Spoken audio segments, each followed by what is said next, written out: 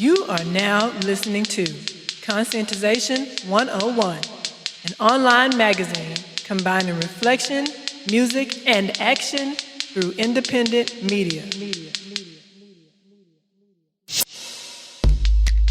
It's very important to be with conscious African women and men. And I'm very excited to see Conscientization 101, to see Sister Zari there and the brother James, and to see that you have started an organization to conscientize the world, especially African people, about what's really going on in this world. Conscientization 101. A lot of these people right now in this conscious, so-called conscious movement, they're not actually living in that lifestyle. Bakers. That's why, obviously yourself, we're on the same sort of frequency. That's why you're listening to the same things I'm listening to, because we're sharing that same sort of thought. We want the same sort of things, and a lot of people don't want the same sort of things. Even yourself, what you're doing now is for the people. So everything is people-based. Globally conscientizing. What's making me proud of what this kind of connection here is that, no matter what is said, no matter what is done, you leave listening to our music with a feeling. The same way we're going to leave this conversation with a feeling. And that is the most important thing for I and I, the vibe and the energy and the feeling that you leave with, because you might not remember every lyric, but you're going to remember the feeling. So that's really important, and that's what I'm getting from what you're doing.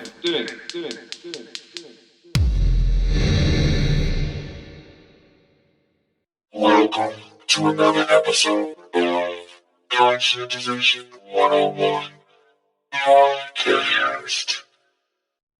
50th episode.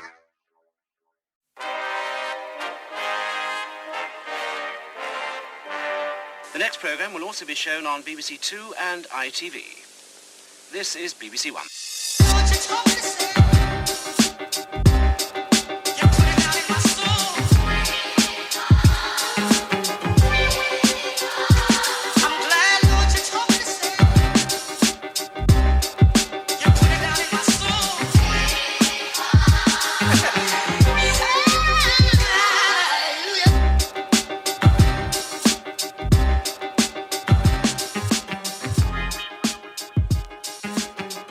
All right, hello and welcome, not just to another episode, but the 50th episode of the Conscientization 101 podcast. I'm your host and senior editor, James Stone, along with my co-host and managing editor, Zari Sundiata, on our 50th episode of Conscientization 101 podcast. Woo! It is good to be back with you after some time now, because it is, as you can see, I can't even talk because it has been quite an ordeal, from incompetent website hosts and developers, computer hard drive crashes, and card crashes we've had. I mean, all that stuff's happened. Zari, hasn't it? Yes, it has. We've had a bunch of mishaps and issues. Yeah, and it wasn't our fault. It's all external. It's a bunch of crazy craps happening. You know what I'm saying? Mm-hmm. And, it was preventing us from posting this 50th show. I mean, check this out. We had issues from our former hosts, which you all know, because we sent out a letter, a newsletter about them. They just sorry. It looked like they're going out of business and shit, and they were just trying to get more money, and they weren't watching the site. Various other sites besides ours were not protected, so we had to jump ship and get away from them motherfuckers. We got viruses. We took that off, though. We don't have them now. Yes, okay, we got another host. We got the hell away from them motherfuckers. Mm-hmm. And then we got rid of them, and then we thought we was gonna be dropping this episode, this 50th episode that we did. That we actually recorded in February. Look at this, February. Oh, good month. That's birthday month, right? Back in February of 18, and then in October, we thought we was gonna do it around October or early November.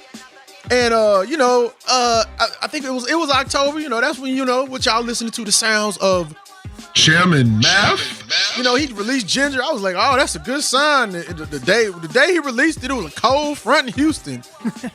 And what you got to understand. How do you remember that? I remember it because I was like, God, we was like, damn, it's so damn hot. It's so damn hot. We just got a new web host. Everything's good. It's hot. Then it's like a cold front came through. Then Ginger released. I was like, oh, this is great. I know everybody listening. I'm like, oh, you like the cold? When it's 900 million degrees of humidity. And humid and the swampy where we live, yes, you know, anything, you know, when it gets a cold front, everybody starts celebrating. They walking in the winter wonderland when it's 60 degrees. Real, it's a news segment. Yeah, it's like the most popular news segment. I don't even watch the news. Everybody's like, oh, it's gonna be cold tomorrow. Right? Then Ginger dropped, so I was like, oh yeah, I like Ginger. And then the Ginger Chairman Mav dropped. Oh yeah, we gonna play some of that on the 50th episode. About time. Then guess what happens? Okay, we was crunk. Then guess what happens?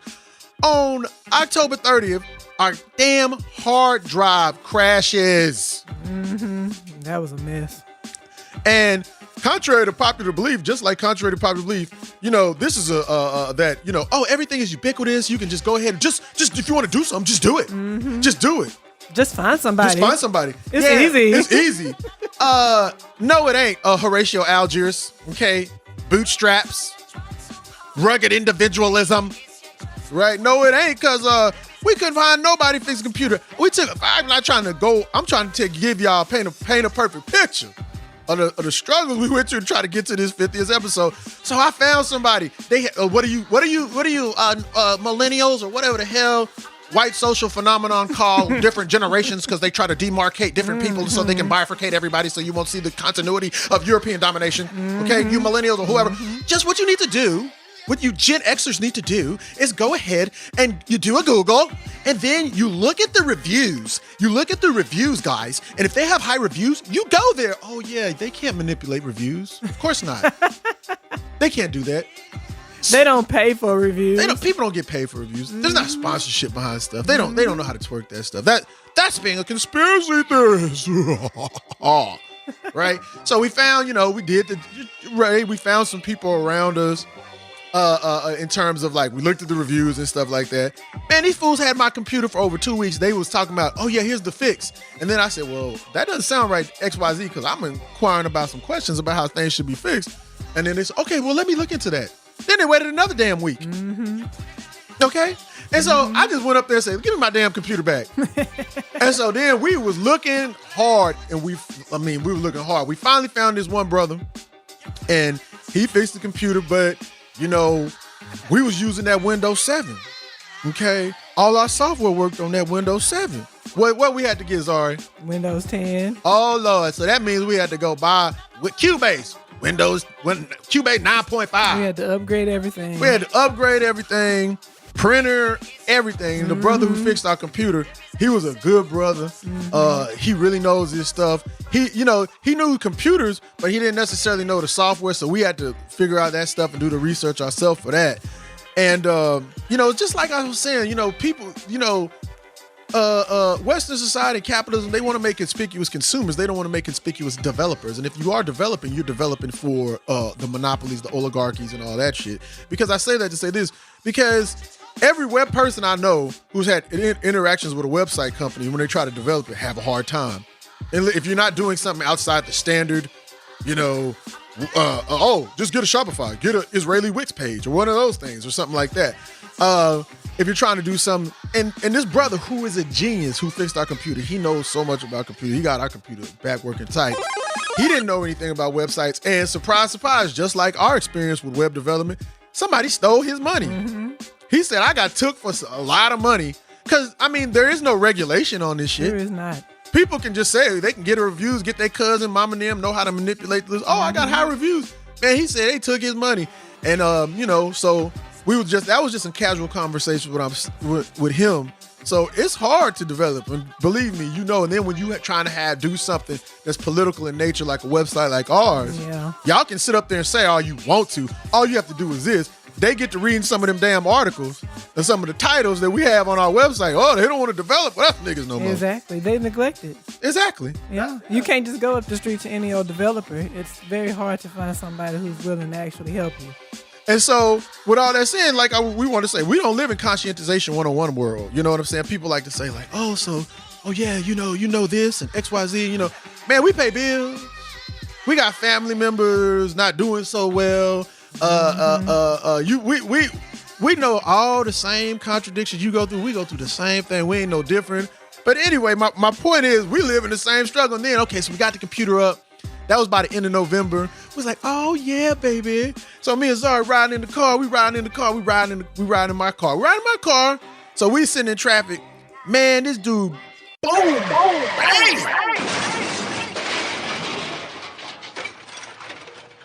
Like car crash into us. Messed my car up. I just got my car back. We recording this, this is February 9th.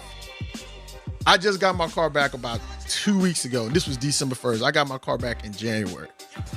So late January. And so they hit our car so bad. Shoot, we had whiplash. I have a herniated disc now. So we got kind of screwed up and still going through that stuff. I had, various procedures.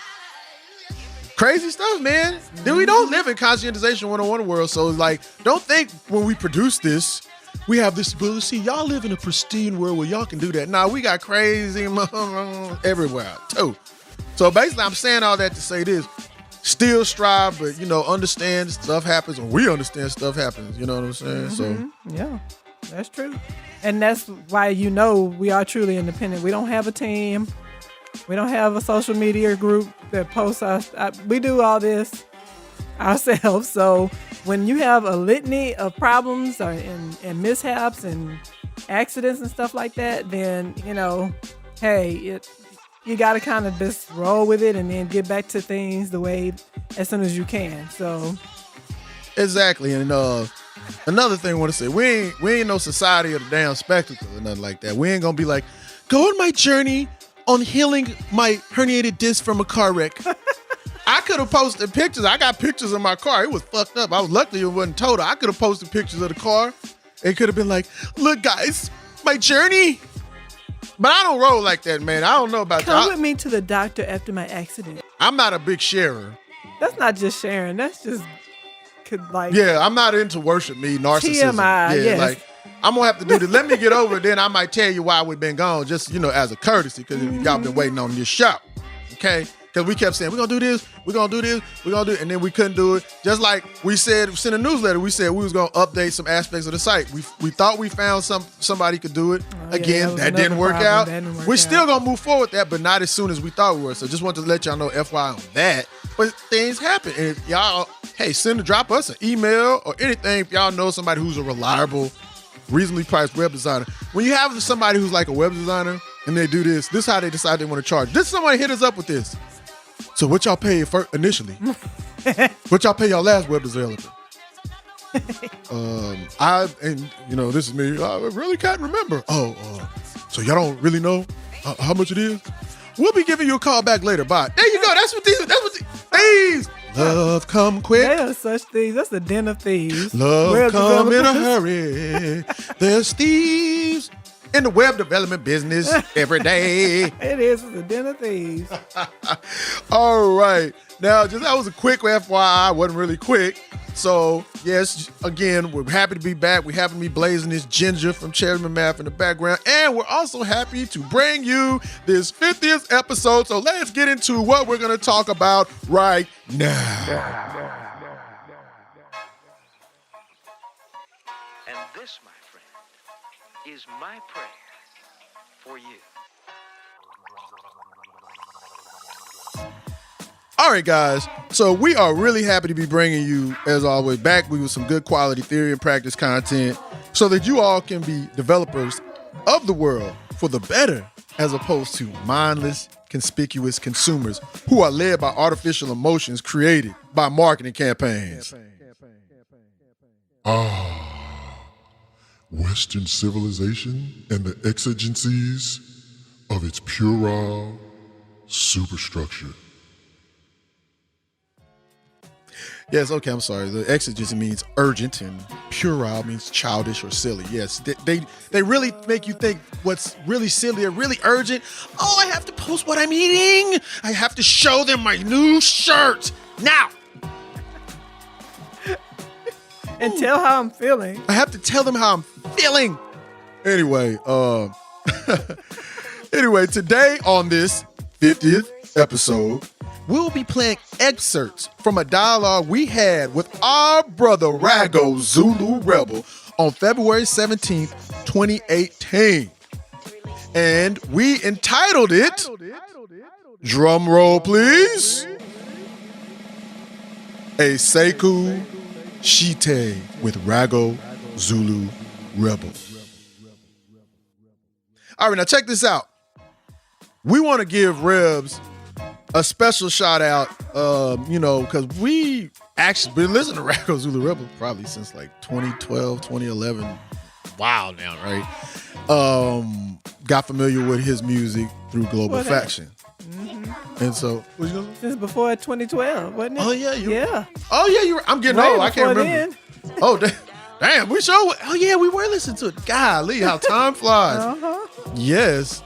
Okay, yeah, we've been listening to Raggo for a long time, almost a decade now. Mm-hmm. Wow.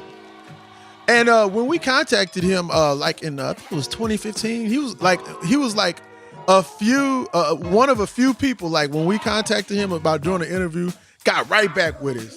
He wasn't on no Hollywood bougie stuff. Like, who are you guys? I will not talk to you. Yes, no, I'm Raggo Zulu Rebel. I'm Hollywood. Contact my management. Management. Nah, man, Raggo, we really thank you because it's like, just getting a chance to meet him, not as necessarily as an artist, blah, blah, blah, blah, blah. But man, he's a real cool, down to earth brother. Personally, I like Raggo Zulu Rebel. I like Jamal Jones Thomas. Okay, he's a cool brother. You want to say anything else, Ari? No, that's true. I agree. Okay, so now we got that out of the way. Thank you, Rebs. Thank you. And from that, y'all know he's been a frequent guest on the show. So if you want to check out his vitae, go check out other shows. We got links, and you can listen to what his vitae is, and we'll have links to all his websites and information at the end of the show, as we always do.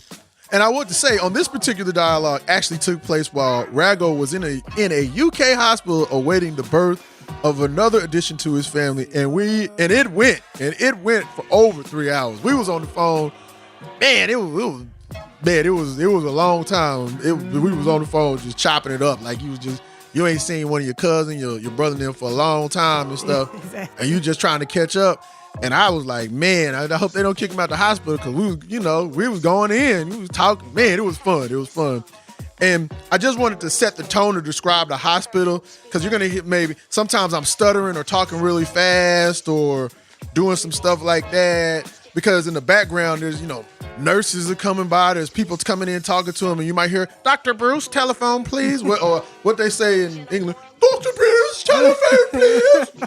Oh, a baby has been born. Oh, baby. A baby. Hello. Would you like a spot of tape as baby being born? I don't know what they're doing, but anyway, sometimes I'm talking fast. Zari's talking fast. I might have edited it out so you don't hear the background, but no, there's a reason behind that because, he is in a hospital, okay? A few times the phone cut off, too. Yeah, but, we took care of that's why we edited and mastered this stuff. We're not just trying to get it out there so people can see our vision and journey. We wanted it to be pristine audio quality so you can understand the dialogue and you maybe pull something from it, and then you guys say, oh, I learned from that. I can take this and perform praxis and be shapers of the world for the better and have interlocking institutions with people and stuff like that so we can build this society that needs to come into the forefront so nobody will be oppressed. Oh, look at that. All right. Yay. Okay, I said all that. I just wanted to set that up. So you might be asking yourself, where did we get the term Sakhu Sheti? Sorry, tell us where we got that from. Okay, well, Sakhu Sheti is an African term we learned from reading renowned African psychologist Dr. Wade Noble's book, Seeking the Sakhu, Foundational Writings from an African Psychology, which is in our Conscientization 101 library right now. And remember, in our library, we personally curate all of the books in that library. So all the books that we think are quintessential for praxis. And not to cut interrupt Zari, she'll get back to it, but I did want to say, since we have been gone for such a long time, we have a lot of books we've read. We've read a lot from the end of the last year going into this year. And so you're going to see a plethora of books. Check the Instagram, check the website. You're going to see a plethora of books with links to it, links to how you can get those books. And here's the thing. I don't care. We don't care if you purchase the books. We have library card here. Get to go to the library. I know that's might be an OR. Some of you people who know how to stream Netflix on your fingernails or whatever the hell they doing now. Y'all got bio chips in your hand. Dude, it's in my hand, dude. I can read the whole thing in my hand. Oh man, I've already streamed that shit. What was it? I don't know. I was binging. I was binging. What the hell is that? He's saying binging, man. That's gross. Yeah, it's very indicative I'm of this society. I'm binge watching. They should do a study how that affects the neurological functionings of the brain. I'm curious. Because people are crazy. Yes, but basically what I'm saying is, if you see the books and you can't buy them on Amazon, because on some of the books I was able to purchase, and they're coming up in future weeks when I'm going to post them and write the writings from them, because we only do like 3 a week. Because time permits, because we don't live in Conscientization 101 world, right? I bought a book, for instance, called Cultural Misorientation by Kobe Cambone. And I'm going to post that, I think, the week after the show, because I've read a whole bunch of other books, Bury My Heart at Wounded Knee, Russell Means' autobiography, a lot of stuff, right? That book, the Cultural Misorientation, it was like $20. Now it's like $52 on Amazon. Because a lot of books we read are out of print. See, because you've been socialized to think everything that's new is better, and it's not the case. A lot of stuff that is older is actually what you need, and then somebody's trying to remix and water it down, right? That's all this new stuff. That's why y'all woke, right? that's to keep you distracted. That's always something new. Yeah, they always try to keep you distracted and not have a clear base. But anyway, my point is, however you procure and able to read these books, please do that. We're not saying just go to our website and get the link, Amazon links. If you can't get it from Amazon, I don't care how you get it. I would like for people to read this information, because it's really important information, and use it as a basis to build upon. So, because if you really internalize a lot of the information in the books we put in our library, you can see through a lot of smoke and mirrors that other people might try to present to you and stuff like that. And it also it serves as inspiration, because the work that if you're interested in getting rid of this imperial edifice, it's sometimes isolating, demoralizing. You're like, oh my God, I might as well just give up and and go crazy and blah blah. No, just keep reading. It's just like lifting weights. You keep reading and reading and reading. You get better and better and better. My point is, get the information, Bill. And I'm sorry for interrupting you from where you got Sakhu Sheti from, Zari. So you can go back to that. All right. Dr. Nobles breaks down the term Sakhu Sheti, as 2 terms from the Metu Neter, the Egyptian hieroglyphs. The word Sakhu means understanding, the illuminator, the eye and the soul of the being, that which inspires. Sheti means to go deeply into a subject. And that is from page 395, footnote 36 of the book, Seeking the Sakhu, Foundational Writings for an African Psychology. And we named the episode, this is the title of the episode, because that's exactly what we were doing with Raggo for about 3 hours. We came to over 3 hours. Right? Exactly. The dialogue. We came to a deeper understanding about who we are as African people, with the emphasis on the point that we are one African people as opposed to us being African peoples. Please don't get me started on that, because I've been brooding over that all day today, so I'm not going to go crazy. Yeah, exactly. And when you say African peoples, we putting that in air quotes, African peoples, because... Yes, in air quotes, exactly, because Europeans, in their anthropological studies, love to call us African peoples, as if we have these different tribes and... that we have these different tribes and we have these different groups. I was going to go off. She had a moment. I was going to go off audience. because people keep calling themselves tribes and they call themselves savages now, and I'm sorry. But anyway, that we have all these different factions, and that is not the case. Other people are nations and ethnic groups. Exactly. us and American Indians are tribes. Exactly, because that is a way of saying that you are atavistic backwards and that you have no literacy. And you might not be human being, quite actually human. Exactly. You're humanoid, human-like. Have no literacy, you have no industry, you never have, you have no philosophy, you have no imagination. You come from a polity. Exactly. And so that's what they like to call us. Not that we are one African people who have one origin in Kemet, okay? That's the one origin that we have. And through invasion and industry and all kinds of manipulation, we were splintered and put into these different situations that you see today. And I want to say we have Africa, Kemet is one of the manifestations that is African in nature, but our origin predates Kemet. That's what I just want to say that too. I know what you're saying, because I know you was getting crunk and probably gonna smack somebody. But we Kemet, but even before we even developed Kemet, right, it's in Africa. It's in Africa. Go back, and you got to look at the differences more as idiosyncratic, as opposed to we're different whole African peoples, and African and this one is more, no. And it's kind of like Chancellor Williams said in his magnum opus, The Destruction of Black Civilization, Great Issues of a Race from 4500 BC to 2000 AD. I will link to that book in these show notes. It's in the library, but I'm going to link to this so you can see it right on these show notes. He elucidates this fact quite succinctly when he states, quote, "An African is a member of the black race, and from times immemorial, he was known as such by all peoples of the world. Throughout this work, the term refers to blacks only. It should be noted also that I write about the African people, not African peoples, as Western writers do. I'm dealing here with essentially one people, one race, if you please, the African race. In ancient times, African and Ethiopia meant the same thing, a black." That's on page 30 of Destruction of Black Civilization. And so we wanted to make that clear because a lot of times we like to make mere ethnic what we are terming, and we are creating it. Just somebody else says race, they get to create everything, and their white people can create all these type of social terms and stuff like that, and they real and they ain't real. But we have to be they want to take the oppressed out of being able to create history, because that's how you dominate people. But we say what we have is more of ethnic terms. Look what an ethnic term, because in order to be a part of an ethnic group, you have to have the same origins. All African people have the same origins, right? We have the same ethnic idiosyncrasies. Because check this out. I'm going to give you guys a quick example. I'm from Texas. And then everybody knows, I don't know, everybody from the United States, especially down here in Texas. No, Texas want us to secede, become a new country. So we don't understand geopolitical formation of the nation state. The nation state is a Western creation.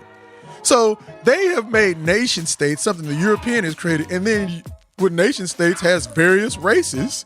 That's what people think. Well, I'm from America, so I'm not the same race as, say, somebody from Ghana. And Ghana, what you know today as Ghana, was created at the borders and all that, was created by the Western powers in 1884-85 at the Berlin Conference. Now, since they make this nation state and they confuse the matter with nation states and actual origins and what they call races, you can't see that your brother, your sister from Ghana is the exact same person in Texas. And I'll give you an example. If Texas did succeed, like a lot of these motherfuckers want to do, secede from the Union, and then you got a cousin over in Louisiana, which a lot of people over here do. I'm from Austin, but a lot of people from Houston got cousins all up in Louisiana. Then they'll be like, well, I guess we ain't related no more because you a different race. We're fundamentally different. I'm of the Texas race. And you are the United States race. See, I mean, that's how they play these games, which just don't even make sense. I want to quote brother Watusi87 of RU1 Fam. When we had a dialogue with him, he said, white people will say stuff to you, and the way they'll try to say it, it could be total garbage, but they'll say it in a certain way, and you'll be like, oh, yeah, that's true. And then you'll be like, that shit didn't make no damn sense. Exactly. I was like, damn, Watusi, that's some real shit they do. They say it with furrowed brow. Yep. With a serious face. Exactly. So we want to emphasize, those are rather ethnic idiosyncrasies. Why, I talk like this while Raggo say, what's up, me brother, and all that other stuff, and how I have my draw and stuff like that. But it's not as if we're all together. It's not as if we're all together different peoples. It's just that we live in a different geographical regions, but we all have that same same origin. And guess what? If Raggo was born or in Texas, he talked the same way because that's how African people do it down here. If I was born over there, and it probably, in the slavery origins in a British colony such as Guyana, Barbados, or Jamaica, and my people went to, after they called everybody to come home after World War II to rebuild the country, and then they spit on our people in Britain, that history that a lot of Africans don't know about in this country, you know what I'm saying? Because they tell us to worship England because they say England is so fair. And, they didn't have slavery like Americans. And then sometimes brothers from England be saying, oh, it's not as prejudiced as in America. Then I talk to real OGs like Big Frizzle. He'd be like, nah, brother. He says, my God. You know what I'm saying? So Can I just add one thing? Go ahead, add one thing. That's the thing that they don't make clear either, is that these things are colonial institutions and creations that have a basis in colonialism, because they make you want you to believe that some kind of way this shit is natural. Okay, I think I heard somebody say something about, oh, I'm speaking Jamaican. How are you? There's no such thing as speaking Jamaican. Okay, that is an English language that has been influenced by African dialect. Okay, so there's no such thing. Okay, so they got you in this situation where you think that this is, like we always say about some of these countries in the Caribbean, where you got real countries, so you're fundamentally different from African American, and stuff like that. So that's not the case. All these places have been influenced by a colonial history where there's no Jamaican English. Okay, English is from England. Okay, you see what I'm saying? There you go. Exactly. So really, Jamaicans are they speak a patois, right? And while a lot of the actual words, the vocabulary might be English, some of it might be English words. A lot of the vernacular and how it is pronounced is African. Yes. That has been brought into that particular part of the world with that exactly. Environment, that geographical location that's misnomered the Caribbean as opposed to the islands. Because I saw somebody, because they really want to confuse us and not make us united. Because I saw somebody whose origin, they said, I'm African American, Jamaican, Ghanaian. Mm-hmm. I was like, I've seen that before. So pretty much what they were saying is they the way they were presenting is like they were all these different races, and I was just like, no, literally, you are just an African that was colonized by the damn British. Right. That's why you have to list it all. Yeah. And guess what? When you say African American, you're saying a British settler colony. When you say Jamaica, you're saying a colony outright in what is known as the Caribbean, the islands. And you're talking about, Ghanaian, and you're looking at a colony of Britain on the continent. So you're still African, but they split it all up. So they saying, well, I'm African American, Jamaican, Ghanaian. It's like, what the hell is you just an African? But that's how they try to do this. You don't know which way is up. You know what I'm saying? You don't know if you want to vote for Obama or eat your rice and peas. Whatever they tell you to do, you do it. So it instills a sense of false national consciousness. It does. And thinking we're American, Jamaican, or whatever they need us to be besides what stares back at us in the mirror, and that is African. That's exactly right. All right, and I hope you like that one. I told you this is the 50th episode. Go hard or go the fuck home. All right, we will be discussing the following with our brother Raggo Zulu Rebel. Remember, these are just excerpts. You got to get the whole thing. We'll tell you how to do that. So we're going to be discussing on this show the excerpts from our dialogue, and we will be discussing the following. Nationalism and the cultural unity of Africa, cultural misorientation, cultural basis of economics, sponsorship versus ownership, and much more. Okay, thank you for that, Zari. And before we start the show, we want to kick off this 50th episode with something I produced a while back. I had put a little bit of it on Instagram. I think it was in 18 or 17. Something I call my Selassie Sun mix. All right, so enough talking. Let's start this against all odds Conscientization 101, 50th episode right now.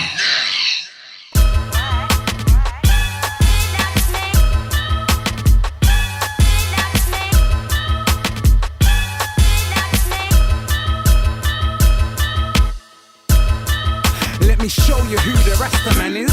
Man, a gallus, only Empress them can enter my palace. Italis, carrots, veg, cabbage, never diss the Rasta man. You'll only end up embarrassed. I don't deal with rappers. I flex Rasta, veg some pasta, holding the meds after. Hailing the father, jaw works there and able to master. Hailing the father and Queen Amiga feel it a little larger. For the natty use, Rasta worldwide, international. Rasta never fashionable. Hailing up the gal MC for the 9 months that they carried you. Cooking up some callaloo, for the man thing cannot do. Rasta man no trim, looking at my boat, beard and ting. Big Jim on my chin like a Muslim, but they won't shift me for terrorism. Most men a diver in all the barber for them ting they're lightning. Most men a diver in all the barber for I am. Yo, real Rasta man. Forget the Babylon. Forget the misconception. Red, black, green. Real Rasta man. Forget the Babylon. Forget the misconception.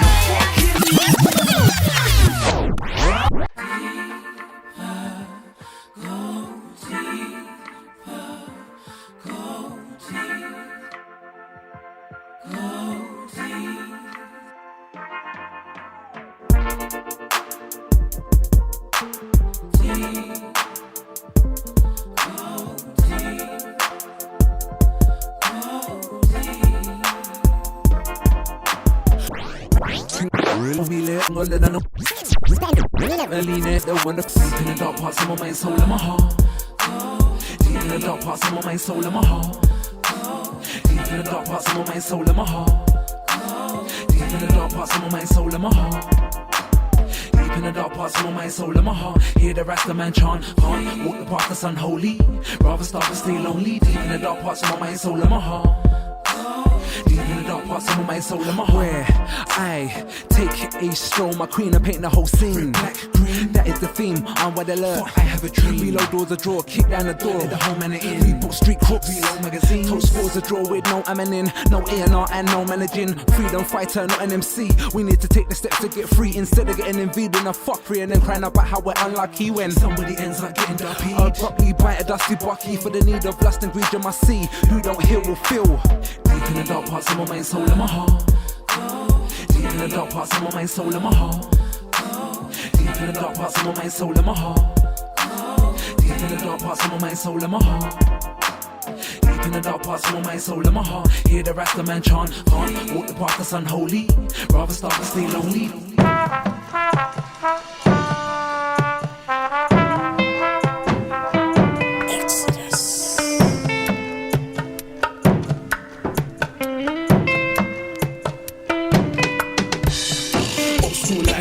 And abyss, old school like, old school like, old school like, illegals and abyss, old school like, old school like, old school to now we hold it down and come with big dubs like Trojan Sand. From old school to now we hold the crown and come with big dubs like Trojan Sand. Old school like illegals and abyss, of Sunday rice and steamed fish for a dish.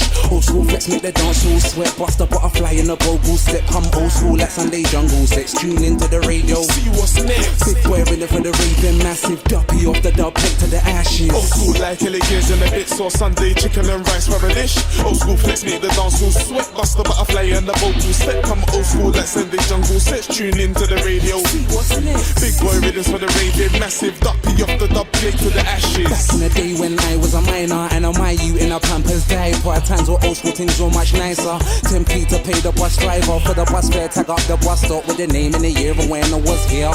Soul to soul bubble gum and a 10p ice cold. Fish out the freezer ice cold. That's the type of old school that I know. Fly low to the vibes of the vibe. That's the type of old school that I know. Fly low to the vibes of the vibe. Old school to now we hold it down and come a big dub like Trojan Sound clash. Use of us rock and revival. If you forgot enough. All right, moving on to question 2. In light of all we just described, and we just described a mouthful, didn't we? We wanted to read a quote from Ikwe Ahmad's book, The Eloquence of the Scribes.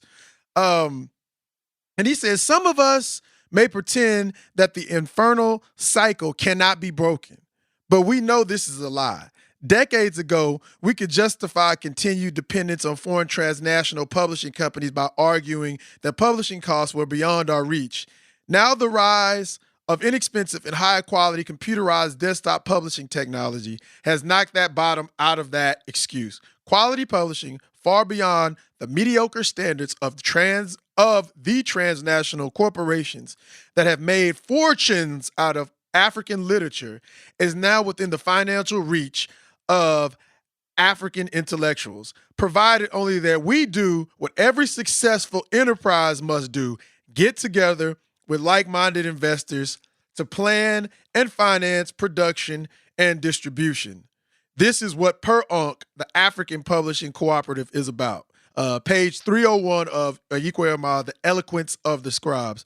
And while Amah is addressing African intellectuals, his analysis can be easily applied to all Africans engaged in developing institutions free from the colonial relationships.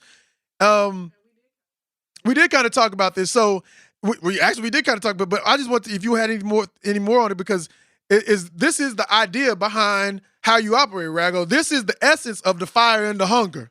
Okay, show them the fire and the hunger. In the context of that quote. In the context of that. Well, we're living this globalization era, where we live in this technological era. It's not a thing where we have to turn around, as you said, and go to no big label or big company or whatever to get our ideas and thoughts across to the people that relate. And then, as I was saying earlier, that they're going to sell whatever people want. So if you've got a big enough following, nowadays it's not really about the product, it's about the following. Yeah? Yes. Mm-hmm. So if your brand, for example, look at Drink Champs, Noriega and them Monday, yeah? They got the biggest podcast on the internet. And how they know that hip hop is a medium for the masses, yeah? Like all the masses, not just the urban inner city youth, black youth, Latino youth, whatever. It's everybody. So what they're going to sell them? Alcohol. You know what I mean? Once upon a time, you would have got a sponsor, maybe if you was a boxer for some shorts or something like that or whatever. But the sponsorship was limited. Now, if you're popping, you'll get a Nike sponsorship for trainers. And once upon a time, they wanted exclusivity. Now they don't care. Like Cameron had that little beef for Mace the other day, and he was drinking Ribena, or let's say, or Lucozade. Lucozade hollered at him a day after and asked him to do another sponsorship just to drink it while he was on a live feed.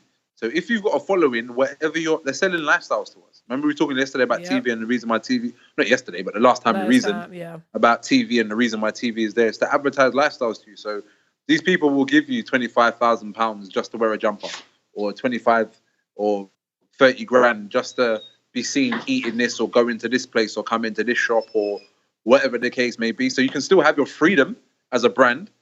You then just have to support certain people's products or whatever the case may be, which is a cool thing, because then you're not signed, I don't know, to a Def Jam or to a Virgin or to a BMI for however long. But then with these brands and these companies, like, it depends how much ownership they want of you. But a lot of time, I don't know how much ownership nowadays, because people we're clever as artists. We don't necessarily need to do these things or trying to fit in when no one's even interested in sponsoring it. But because we're so hip to the game, we do it already. We already wear the right thing. We already go to the right place. If they say that there's a wave of, let's say, feminization coming, and everyone's going to put on a dress anyway, even if you're not even that kind of guy. You know what I mean? Mm-hmm. Because people are trying to adhere to what would be wanted. So, we're just in the era of sponsorship. It's no longer the era of ownership in that way, but then I guess that's how they own you to a degree, depending on how you set your deal or your company culture. That is you know what I mean? If your company culture is one that advertises herself, for example, like a prostitute, she's going to put herself on the corner and make people know she's available. That's her job.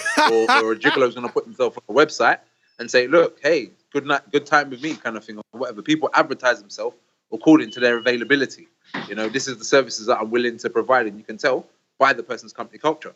If you was a kosher chef, you're not available to everybody because you're only cooking kosher food. Do you know what I mean? So it's just about the company culture to begin with. Then people will know where to get on and where to get off with you. I was watching a thing. Quincy Jones at the moment is spilling all these beans on everybody in Hollywood and tipping all his tea. I watched one thing once upon a time, and it's basically saying now, when Pat was doing a thing with his daughter, the secret societies, Illuminati, all these people were trying to get him one way or the other or whatever. And then he was like, look, one day he's coming to his house and offered him, said to him, look, I can bring you into the thing, but I want a piece of Tupac booty.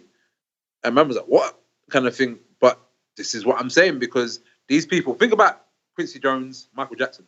Think about Quincy Jones, and have you ever seen the Ray Charles movie? Mm-hmm. Yes. So you see when he's very young, when he's about 11 or 12, when he can't even get in a club, he's tired of the Chitlin circuit and moves to New York, and he has aspirations to do whatever it takes to get to the position that he got to. Now, I don't know what happened in between one point to the next point, but when I thought about it and I kicked back, think about Will Smith. Remember, this thing is like the butt breaking, or this thing is like, you know, and so certain people give off. It is. It's a slavery thing from olden days kind of thing, and it would be, okay, I've got a great slave, and even boxing would be, my slave is stronger than yours. Oh, of course. Or yeah, it would be, yeah. I've got my slave, and my slave does this trick or does this party trick or whatever it may be. So it's the same thing. And then what happens is the preachers or the middle class of the slave Negro will turn around and initiate the field Negro into these rituals to get him up the chain or through the glass ceiling or to places that he can't go. And this is the way that these people do it. Go back now and research Quincy Jones and think about Michael Jackson and think about Will Smith and 6 Degrees of Separation. And you do the line. You're the lineage, man. You know? And I love Michael Jackson. But the facts speak for themselves. I like Quincy Jones' music. I was never really too sure about him as a person, but the fact, if you go and look at it analytically without emotion, just like we was looking at business, you will see where the friendship and the lies lie. Even when you're just looking at your own neighborhood, in your own hood, and you think, why does that person mess with that person? Why does that person mess with that person? How come birds of a feather always flock together? Yeah. You ought to see my face. And if your company culture isn't a certain way, or if you don't give off a certain energy, then you're open to sway, you know? That's exactly right. No, you're right. It's just like when you put it that way, you put it in the context, it's like, it's a hard pill to swallow. Right. Look, these people are like my idols, or you grow up and you think rare, but you know, your idols become your rivals, as Rick says, you know? Yeah. Well, the thing about it is also that's what Dale Jones was talking about, these sex prisoners and all this stuff. And, you know, there's a casting couch for men as well, right? And when you're African, you have to put that. They always trying to. They just don't speak about that one yet because it's not in at the moment. Well, yeah, it's 10 years exactly. And well, the thing about it is also is like you said, you know, when we were talking about, you know, bringing it into the quote and stuff like that, what Armand was talking about, you know, it's the consciousness to buy. Like the market needs to have a consciousness. We have to produce our own indigenous market because do you think for the consciousness to buy from a certain brand? Let me put it to you like this. I don't care if I had the best quality market, right? I couldn't even get into this market. But with no Jew would buy kosher products from me. Mm-hmm. Because they have the consciousness. They have been taught, and that's not something that's just an economic a transition of exchange value. And there I'm going with my Marxist shit. Exchange value. That is an economy is a certain set of consciousness. It's nationalistic. No Jew. I couldn't even. I couldn't start up no Asian restaurant. I could love Asian food as a consumer. I couldn't go to the Chinatown area in Houston, open up a shop. They push my black ass out. You see? But all right, so you know the history of Chinatown and all the tongs. Mm-mm. So they have these cultural spots which is called the tongs. It's like a community center, but it's also like a church. It's. I was watching one thing about Machine Gun Johnny, and it gave the history of Chinatown. And basically, it's a bit like the mafia. When they come over, they set these places which would be community centers, and there would also be places where you would get like community judgment because they go to the American state or to the government to sort of settle their decisions. If you had a problem with your neighbor, you'd go to the Tong, and the Don at the Tong would settle it for you and say, Tongs would turn around and put certain gangs to certain young street boys to protect certain businesses or to go and get their taxes from their businesses or whatever. But it's a pillar of organization within the community which sets what can happen or what can't happen, yeah? Mm-hmm.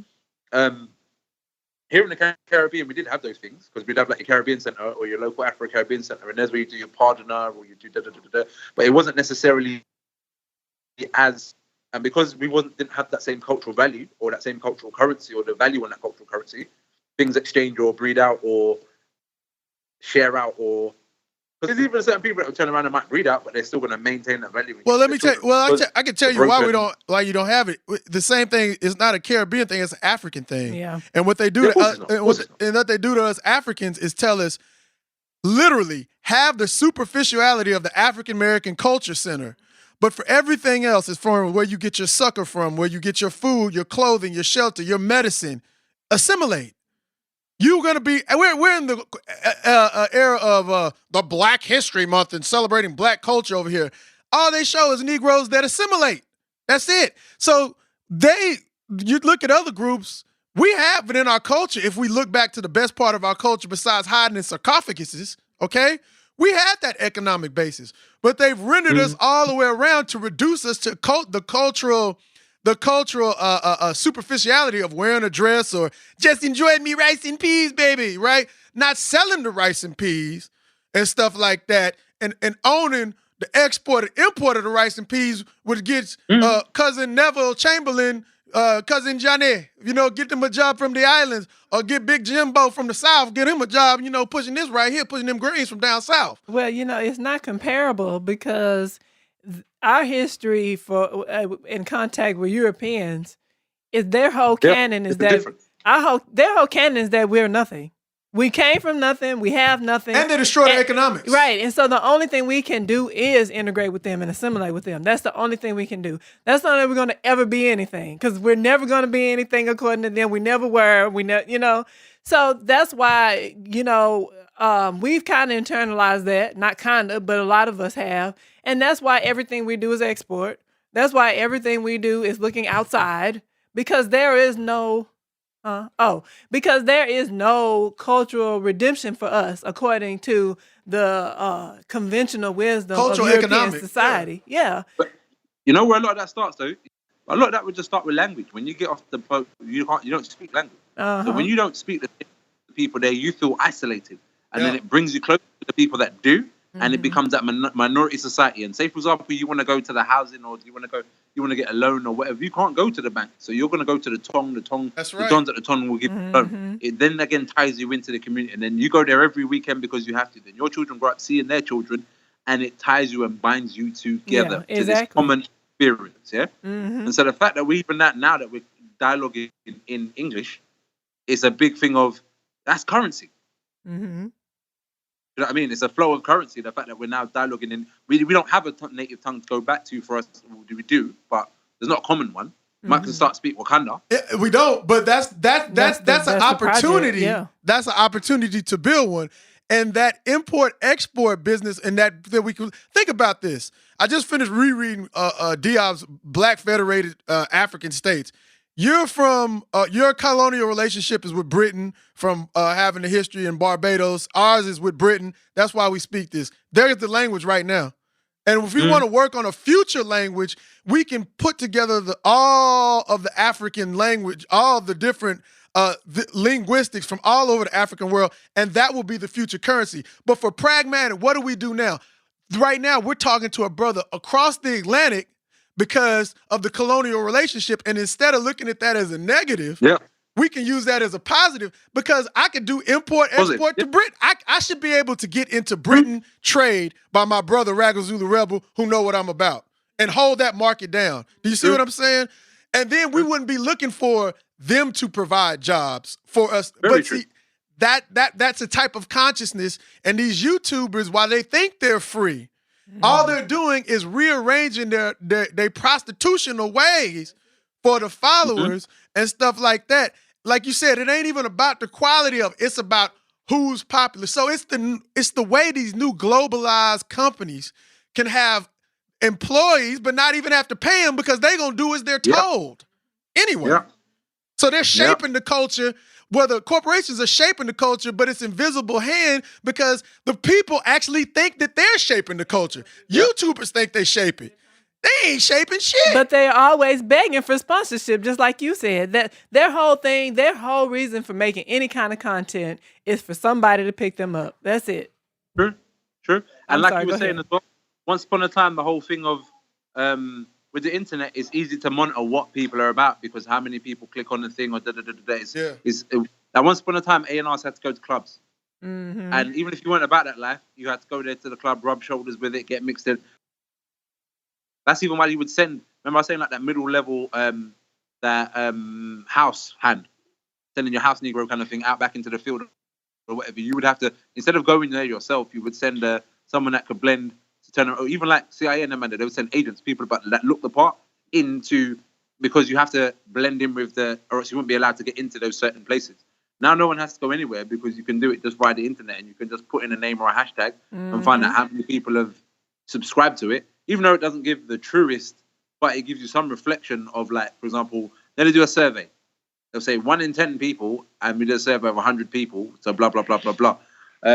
Once upon a time, if you was to vote would be a head count, because majority rules, literally. Like, if the majority says this is what it's going to be, and the minority try to disagree, they're going to have to bump heads.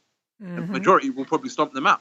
Now, because it's done online via this, back to the whole Bush thing with Florida and all these states that didn't even vote, or there was voting using dead people, or there's voting using soldiers that weren't even in America. It's a numbers game, so you can massage numbers. You can't massage people. And if it was a head count and they said, all right, all these people have voted for Bush, all right, well, what about all these people who didn't vote? No, but we're saying, actually, we're going to beat them up and do what we're going to do, or we're going to dominate them, basically, by strength in numbers. But because the few at the top know that doesn't work, because we can't have strength in numbers. Then the strength is them at the bottom, and we've got to keep them busy. So that's how they do these numbers games, you know? Yeah, and if you think about it, I mean, going back to how to build that economic power, you know what I'm saying? It is a level of consciousness. When you was talking about, even back to the point when back in the day when you was doing the 2 for 15, and you try to get your brothers on a meeting, right? And brothers, they have embedded in our psyche that I've talked to people who are college educated with PhDs and all this shit. Negroes will tell you these are quote unquote educated, but you're educated to do a particular thing. They will tell you, I don't have to work on that because the white people are always gonna have a job for me as long as you get it. All I got to do is get qualified. Do you see what I'm saying? But like you said, we do have a language, even though it's the European language, but we do have to come up with a new African language that it brings in all of the African experience from whether we're in Brazil, we're in Honduras, we're on the continent, wherever. But as of now, what's stopping us to build networks based on use the colonial language that we have, which is English, to provide? Think about it. English is the best colonizer of the world. They murder like no other. And if we got this language, why don't we stop seeing a weakness, what is a weakness, and see it as a strength? Because we're right next to these damn markets. But we can't do that, just like you said. When you try to get them brothers together, they act a fool. I don't know if they was the best colonizers, but I think they came after. They came at the end, and so they had a chance to perfect the formula. Yeah. Because when the Spanish had already came in and these this is came true. in and whatever, they followed up behind. And the Portuguese. But with a bit of perspective, you can see the forest for the trees, so they could see where the people made mistakes. I was watching a documentary the other day on, and as well, they was very scientific. They're very observant, and to watch, okay, this sort of do this, we're going to do it that way. So I was watching a documentary on the Maroons. You know about the Maroons from Jamaica, like Nanny Maroon? So that's my family. My dad's family is Maroon people there. That's why I'm dark and I've got the dark eyes there. And they were saying how after the Maroon Wars, I think the Spanish tried, didn't work for them. The English tried, didn't work for them. They moved up in the hills. They had this thing, what we now know as guerrilla warfare. And they had all things like costumes made out of leaf and bush and all these things and whatever. So you see, like when they're going to war and they've got all the camouflage, or they wear the whole bush and they've adapted that now, and it's just a part of military science. Do you know what I mean? Even like when you check like Cuba, the war with Cuba, and they was in the hills and in the mountains, they've adapted that. What they learned from that, it's like you know, it's some sci-fi film in the robot, and then you attack him one way and he learns it. You've attacked him that way, and he just starts attacking you in that same way because he's adapting everything that you do.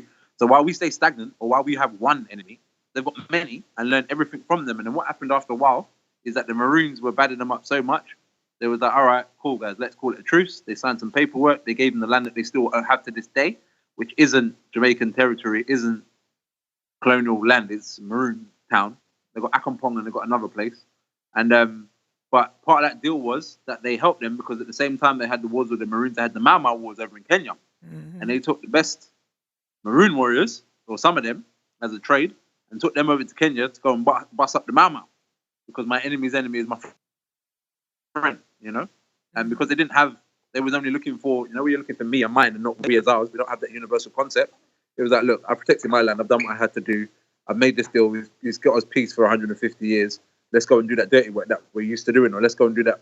Because we're warriors. Enough time it's in our nature to do that. But they were going to use us because we ain't got no universal consciousness or no universal identity. National consciousness. It's a it's a lack of national consciousness.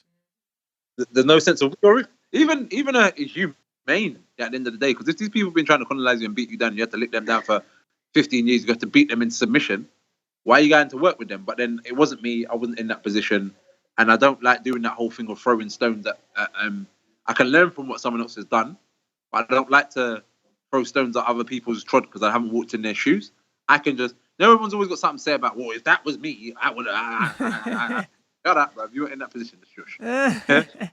So I'm not going to throw stones at them, but I just noted that in my perspective, because through these people's work, I've grown up to have this national perspective. You know what I mean? Like, that's where Mau Mau is where we get the locks from, you know, or to a degree, that warrior, we had locks from a long time, but in this modern perception, Data Kamati. And there was in this and that, and then that's when the races in Jamaica see that, or the original ones, because the original races, they didn't have no locks. They were just on some curly for a thing, or just on some Afro pick, or just on whatever, but then they take on that identity as that national perspective. You know what I mean? Because when you realize, it's a one cause that we're fighting for, you know?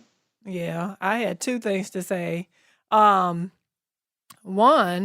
is that, like you said, you don't want to throw stones, but we can learn from mistakes other people made. We see that that was a mistake. We can learn from that. Okay, you don't have to criticize them, but we can know we shouldn't do that again. I criticize.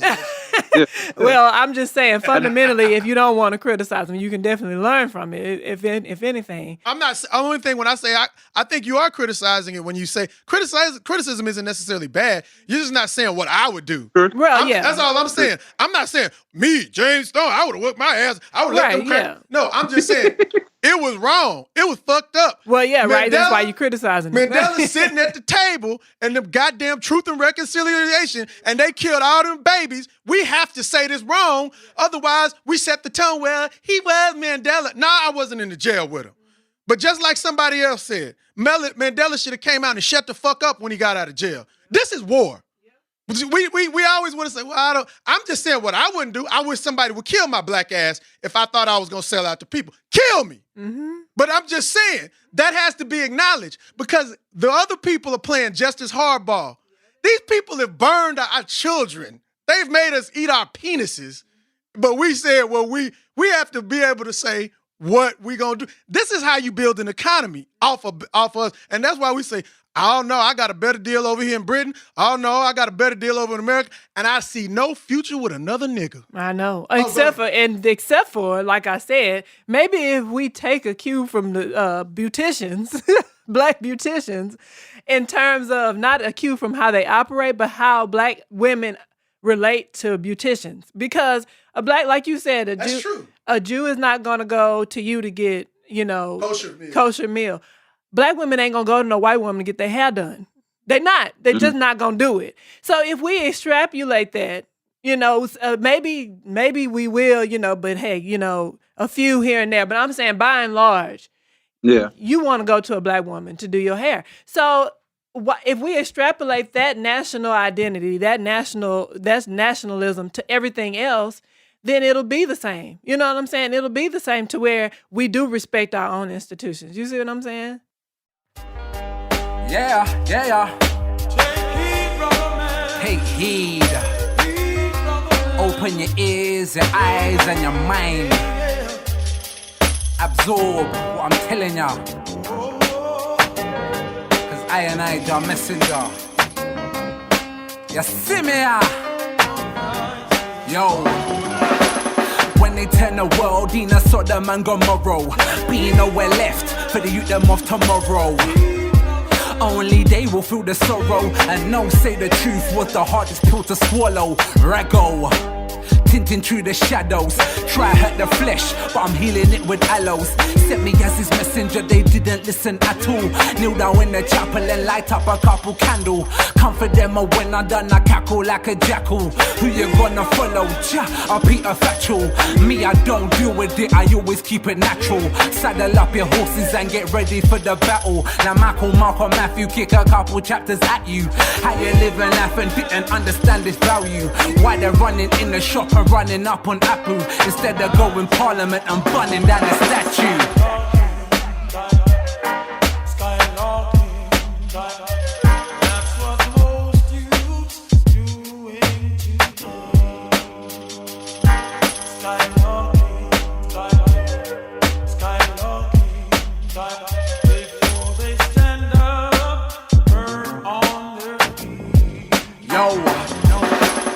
Look with your eye, listen with your ear. Seek you shall find, if you listen you will hear. Enough men are soldiers but the mission isn't clear. Listen to this wisdom that I'm kicking in your ear.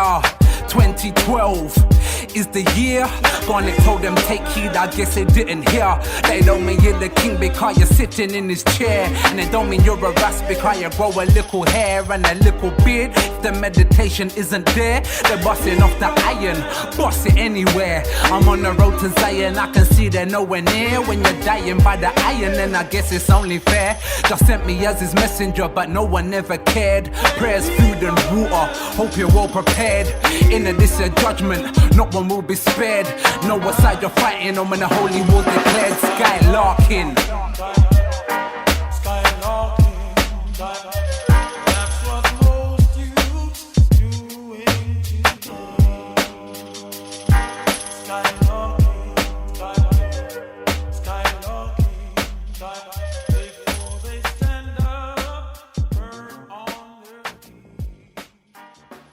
We put too much emphasis on our ethnic identity as opposed to our national identity, which is that, and we have to define terms. That's why ideology is so important. Our national identity is that of African. Nationality is your origin. Where we are on the map, we didn't decide that because we have had this tragic Ma'afa that happened to us. So we might be from Barbados, we might be from Brazil, but we got to stop letting our settler colonial identity, my Jamaican identity, Jamaica should just be seen, or Barbadian or African from the United States, because African American is a contradiction in terms.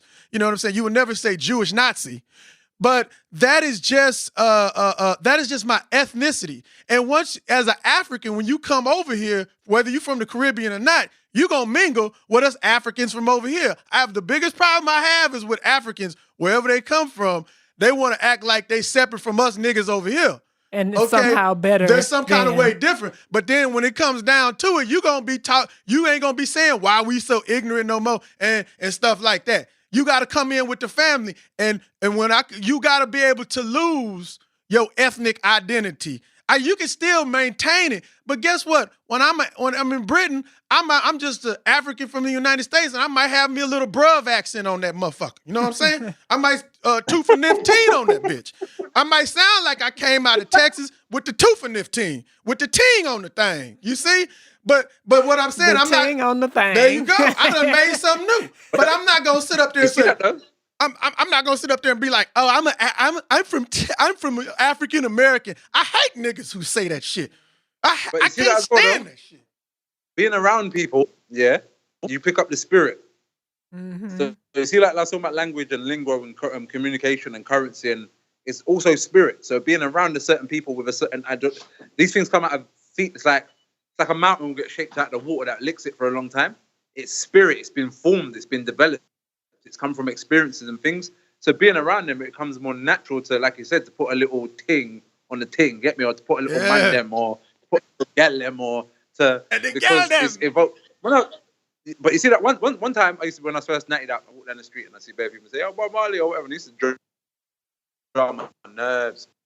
To a degree, not patronizing or whatever the case may be. But then I also realized that to a degree, that rebel spirit is what they see and feel when they see you. They just don't have no other language or words to communicate. That. You know what I mean? So whether they or whatever the case may be, but it's a feeling that evokes in it. Enough time, it's not just, you can tell when certain people just say a thing, oh yeah, But when people are walking through their day, they're in a suit, they're in a tie, they're in a whatever, and it's, yo, Rastafari, and they're not Rasta, they're not whatever, but it's the feeling that you gave them. It's something, see when people are in church and the spirit take them. Yes, They yes. start shaking, do the Harlem Shake. Yeah, it's a spirit that takes them. Remember, you're an Ogun man, get me? So you know about the spirit, you know about Yes. you know about ocean, yeah? It's the feeling that takes these people away with it. So there is that to it too. There's something else I was going to say, but I can't remember. So I'll let you go on. Oh, all I was saying is, like you basically were saying, it's this feeling and that spiritual essence that you're talking about. That's a part of that African consciousness, and all these different identities that they've waited on. We've tried to carry more weight on them than what got us fucked up and why we can't get anywhere all over the map. Go ahead. I've got a theory in this though. Yeah? Mm-hmm. And it's tribalism, yeah? Now, when you see us being black, or see, even the word like for example, that was the Ethiops, Greek word for black. Black, yeah. Or the Ethiopia would be the land of the black, yeah? So this perception of us being black, as Africans, when we traveled the world and did whatever, we didn't have that perception of being, I am black, because we was all black. Exactly. That's what I said yesterday. Yep. Mm-hmm. We was Zulu, Hausa, we was Igbo, we was Yoruba, we was all these tribes, because this is how we grow in this environment according. And it weren't just the fact that you was black. That tribe meant certain ways to do things. You eat certain foods. You go certain places. You have certain rituals for when you make a king. You have certain rituals for when you make a queen, or marriage rituals. You have certain rituals to praise, or da-da-da-da-da. And that was our cultural identity. That's what we come from. It's only in reaction to this experience that we've had now, where we've been taken out of our environment and whatever. And also even this invasive, because those people didn't see themselves as black people. They just were black. That was a standard. You have to think about it or talk about it. There was no one else. You know what I mean? Maybe there were different shades, but they weren't thinking. And only until when certain people came off the boat, or I don't know whether you prescribe to the Dr. Yacob theory or whatever, but it was their perception of these black people, these black gods, or these black. We were just us. Mm-hmm. Like a rose is a rose by any other name. No one called it a rose. It was just a rose. It was a flower that grew out of the green earth and smelled nice. Yeah, and it's only when man comes along and says, "Oh, this is a rose. Oh, I like this rose." No, actually, that's a patchouli. Oh, actually, that's a violet. Or that's a, no, this is a white-stemmed rose. This is a black rose. This is this African name. It was, I don't even know if we called ourselves that name of Ibo or da-da-da-da-da, because we were just the actions of and the cultural activities of those people. And then coming away from that, when we start to now come away from that, now is where we're starting to learn that we are this universal, this nationalism, this situation, because we've been presented with this massive enemy which is mashing us all down. And the only reason why they would do that is because we present a threat, literally, physically, because, like you said, the whole, Enoch Powell and them and their rivers of blood, basically, you're going to get breeded out. Mm-hmm. There is only this. If I breed up any race of woman, the pitney's going to be a black pitney. Yeah. So through that threat or that insecurity or that lack, that's where the attack, the threat of our potency, our physical, our mental, our spiritual connection then becomes a threat. So as we come here, now we need to bond together because we're under the threat, or because we now know the nature of the threat. But that tribalistic thing is the natural thing that's ingrained into us. It's just our circumstances have now changed, where we've got to dash that because it's not now permitting to our circumstances. But when we was Igbo, when we was this, and that's even how certain tribes sold out other tribes, because they're not thinking, well, I'm an African and he's an African. Boy, I don't like those Yorubas, you know? Yeah. And so that's no different to my being a Bayesian, and she can't stand Jamaicans, and my dad's a Jamaican, and she's like, boy, I don't like them Jamaican boy there, and them, you know what I mean? That's that same psychology from then to then. So a lot of time we think sometimes we give our oppressors too much credit. We think that you need a truth to attach the light to. But we think that is. Go ahead. That they put that on us, but I find that was to the degree, I don't know because I wasn't there, but just after I've done certain study and certain history, this universal concept of us being Africans, I think, is a newer concept. Well, here's the thing. Okay. Also, in that African environment, you go off? It's frozen. Just being in that environment, because when you go, I was watching one Aboriginal, he was saying there was no word for please or thank you in his community before the colonizer came, because no one needed to ask. Everyone had, because it's in our nature, being abundant people, to give or to make sure that everyone is catered for. Or even down to the thing of, I watched the next thing about it was on BBC, and it was about the nipple and the prohibitedness or the ban or the taboo of the nipple, basically. And they were talking about, in ancient Greeks, they were so fascinated with the male form that they covered up, but they only went as far back as the Greeks. And I'm saying, but yeah, because before then, the nipple was a normal thing. It was a thing that was used to feed babies, and people was hot, and people was walking around titties just out, just doing what they're doing, because there's this whole rape psychology, or this whole powerlessness, because rape is about power, didn't exist. I can't say that it never happened, but as a normality within society, it wasn't accepted because it wasn't there. That's why you didn't talk about it. You know what I mean? Well, yeah, I think another thing is like to understand is kind of the dialectic of one of the things you talked about. A lot of things I used to study back in the day is like existentialism and shit like that, in terms of just like, how do I know who I am? I am who I am because there's another person there. So you kind of have to have understanding that we are in a social context, and meaning that, you know what I'm saying? Yep. How does the white man know he's the white man? Because there's a niggas around. That's how he knows. Yep. And I'm going to treat you accordingly. So everything in their literature goes to the fact, get out of the darkness, get out of the darkness. And that's why Raggo and myself arrived from the blackness and dark abyss.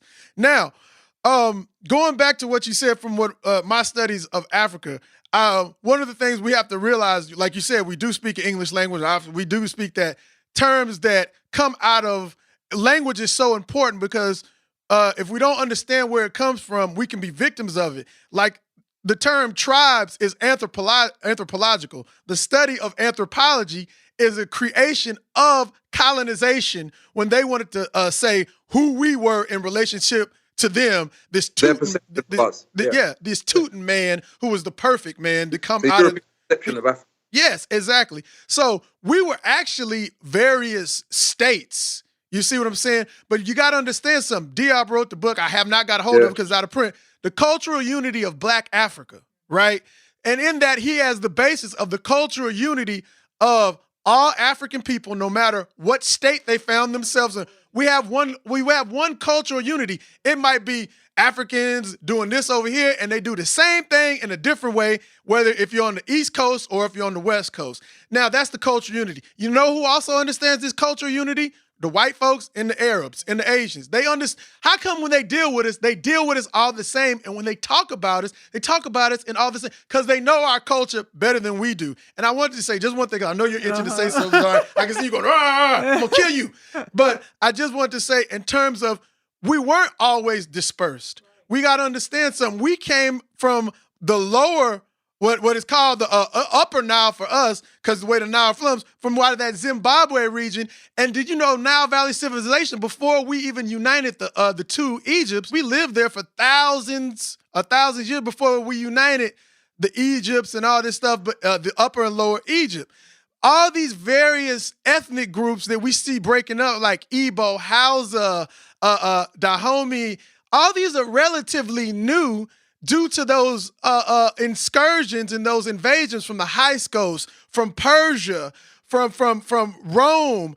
And you think about it, it changed the face of Egypt to where the Ethiopian church, you got Coptic Christianity, but it's really the basis is that comes from Egypt. So we got these bases of, the anthropological term tribes, but really what we are, different ethnic groups representing various state formations that we come to learn about, say, in late in Africa's history. So the Igbo is if you look at some of the Wolof people, a lot of their Wolof, there you go. A lot of their languages the Wolof, the Wu-Tang Clan. There you go. Is similar to the writings of ancient Kemetic languages are the same. A lot of words are the same because we were dispersed. And just like we were dispersed and we were made into these new ethnic groups called African Americans or African Brazilians, but we always had that one cultural unity. We do. I understand what you're saying. Don't give them so much credit, but I'm not taking away credit because we had a lot of invasions. The Europeans were the latest ones. They were the late. You got to understand, Ethiopia was always under attack by those Arabs. Yeah. Always. Even when the main reason why they couldn't get to it is because it's surrounded by mountains. And there you Yeah, go. I just was exactly. reading about that. I was reading about that last night. And we saw 'em. You see, Yep. you see that? That's Mother Nature putting us to protection. Do you know what I mean? They're putting us on that, and it's very high. The land there is really, really high. Yeah, It's a high. I saw 'em. Yeah. And so I just want to say this, and understanding this whole totality of our history, the unity of who we are, and how these invasions disperse us and then create these new so-called ethnic identities that we find as primary. But when we look at it, we see how a lot of the times we'll watch some stuff in Britain or in Africa, we say, damn, that look like the cut. We be doing that same shit over here. Once you recognize that, and taking in all of our experiences and stuff like that, you know we one people. Yeah, familiar. why do we all say Familiar, them? because the Like family we are. said before, we all say them. And maybe in different words, but in different ways, but we all say them. You know what I mean? mama D-E-M. Your Mama them. Them fools. Them crazy. Them. Them fools. You know, Fela would say them a lot. Yeah. We all say them. I mean, that's just one word I can remember. Well, it's also because we might not have the words, which is the grammar, but we still have the syntax. Sound. Yes, there you go, brother. You got it. Why do you think Word, every power, sound. There you go. Why do you think every Asian person, if they learn English, they sound Similar. East they sound similar. No, But it's all linguistics. We might not have the grammar, but we all say, every African who speak English, man, them boys right there don't know what they be doing. But they call it ignorance. No, it's us. It's us using Spirit. It's the spirit. It's the spirit. And if we want to get Western, it's our linguistics. We still have our same linguistic tongue. We're filtering through the same linguistical system that makes us have the proper syntax. So, but what the white folks do is demonize everything. You know what I'm saying? So they say, oh, you talk incorrectly. And then we internalize that shit. When we all should be saying them. Just like when, Raggo, one of my favorite lines, you say, dim head niggas in charge. We say, they the ones that said niggers. But it's niggas, and that means kings. But you see, I was just about to get around to that, yeah. So you see, my son had some fight in school the other day, yeah, and I was concerned.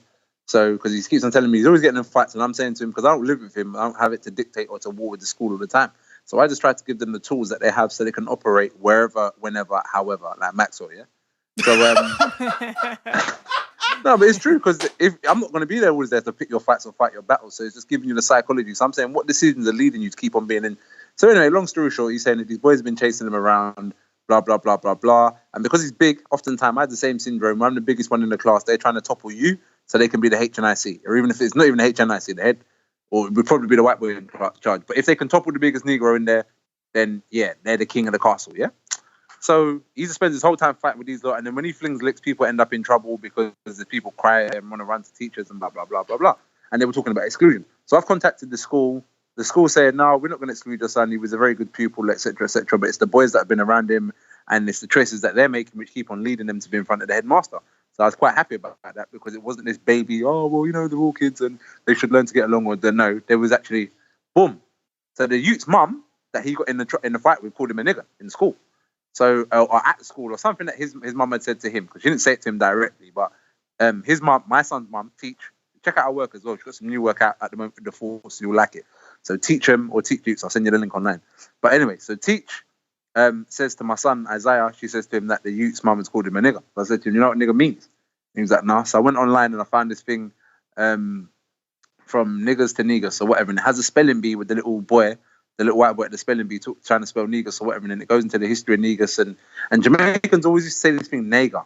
They always think, what's a nager? Where does that come from? But nagers, nagas, the so-called, Marcus Garvey would say the so-called negro or whatever, but I know what negus is, because I'm Rasta, innit? But you do the link or whatever, ninjas, Nagasaki, what was the other thing? Nagasaki, what was the other one?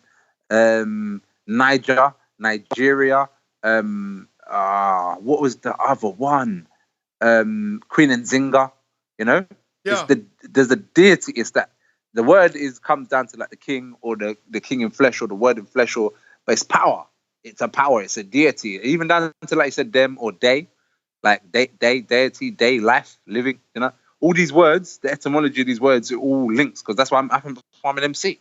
I like the relationship of words and how they relate to each other, how they rhyme, how they sound good next to each other, what words are familiar, and that's what we use, the linguistics and language in order to kind of paint our picture, you know? Mm-hmm. Yep. So I explained it to him, and he was like, his conclusion was basically, he's like, oh, so she called me a king. Oh, why, thank you. I said, well, yeah, but she don't know that because she's ignorant. And so the lesson was that you have to mind up for the ignorance of others, because people will use things that they have and not even know how they're using them. And also it's about the intention. She never intended to call you a king. Yeah, it was derogatory. That's what I was just about. You took the words right out of my mouth, because when I say, man, I'm rolling with my nigga Raggo Zulu Rebel, shit, it's my brother. But when the crackers say I'm you nigga, like when I was a little kid, you know, it's the spirit behind because it. It's intention. Yep. But also on that, I had various battles with that word, because I got to a certain point at one point, and I wasn't for a long time. It was the one thing that we all had in common. Yeah. No matter who you are, no matter how light you are, no matter how dark you are, from you don't get accepted when you get around certain situations. It'd be how you don't know. Yeah. And so I was like, no matter what, like you said, no matter all the tribal separations, no matter all the identities, whether you're from the islands, whether you're from America, whether you're from the continent, whether you're Creole, whether you're light skin, whether you're Coolie, whether you're whatever explanations you want to come down to it, when things get tough, we all got called the same. Nah. Yeah. So I was like, that was my united flag of, see, like everyone's banding under Wakanda at the moment. They're all like, yes, United States of Wakanda, Wakanda. Everyone's under that. I was like under the United States of niggerdom, because I like that, the fact that no matter how bougie or bossy or whatever, we all get humbled with it sooner or later. So that's one thing I clung to. But then, as I kind of got a bit older and I see the emotional trauma that it put some people through and blah, blah, blah, blah, blah. Because if you check a lot of my older music, it's something that I used a lot more. As I've got a bit further, and especially at that time, is my own psychological associations to that word. The people that I would refer to were people that acted niggerish. Do you know what I mean? There wasn't necessarily of kingship. Do you know what I mean? It was a transition from niggers to niggers, or from niggers to niggers, or niggers, then to niggers, and then back to niggers kind of thing, yeah? But where I was on that transition trying to get on the niggers thing, when I made someone had to act niggerish for me to refer to them as that. Yeah. But now knowing the semantics, or just having a better grasping, and also maybe even being in a better place myself. You know, you're trying to rid yourself from certain behaviors or psychologies or certain things. It's not necessarily to wave that banner or to but now I'm past it. I'm just cool. It's just how you feel about it at the end of the day, because you know all these people want to get rid of words. Oh, we've got to get rid of words. Or see, like he was talking last time about the Confederate flag, and they got to know, because then this is not you being honest on what's really exactly happened. Yeah. Do you know what I mean? Yeah. And just because you maybe, or you as you could be European or whoever, don't align yourself or relate to that reality, or this is not something I would do because I've got black friends or I've got a black child or blah, blah, blah, blah, blah, blah, blah. Just because you wouldn't act on it or behave in that manner doesn't mean it didn't happen. And for us to deny it is doing yourself a disservice. You have to look at where we've come from in order to where we're going to go.